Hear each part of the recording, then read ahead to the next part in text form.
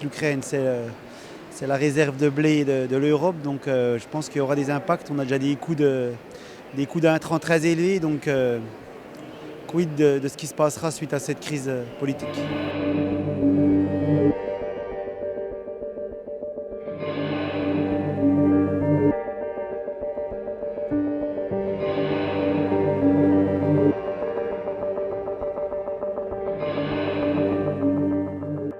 Cette guerre durera et l'ensemble des crises qu'il y aura derrière auront des conséquences durables.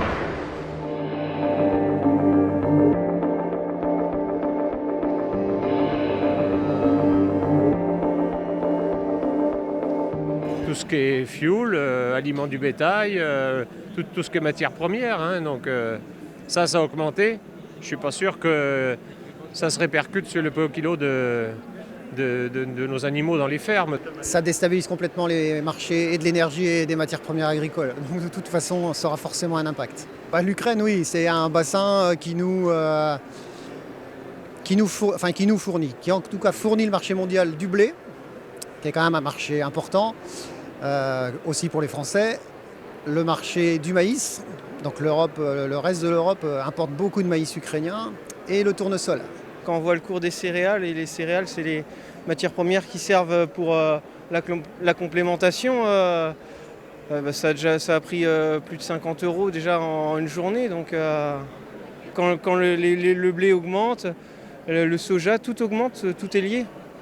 C'est comme la bourse en fait, et ça on ne maîtrise pas nous.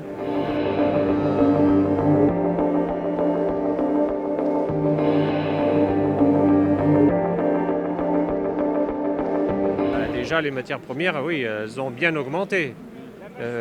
Avant que les histoires de guerre se mettent en route, là. Mais bon, ça va sûrement pas arranger les choses, ça c'est clair. Ouais, depuis peu, depuis la reprise économique suite au Covid et la remontée du baril de pétrole. Ça agit aussi sur les produits tels que le blé, le soja, enfin toutes les grandes matières premières agricoles. Déjà quand les prix sont pas élevés, si en plus les cours des matières premières augmentent, on ne va plus avoir du tout de marge, quoi. Elles ont déjà augmenté, suite à la crise du Covid, là c'est une catastrophe. Je ne sais pas où c'est qu'on va, mais on y va.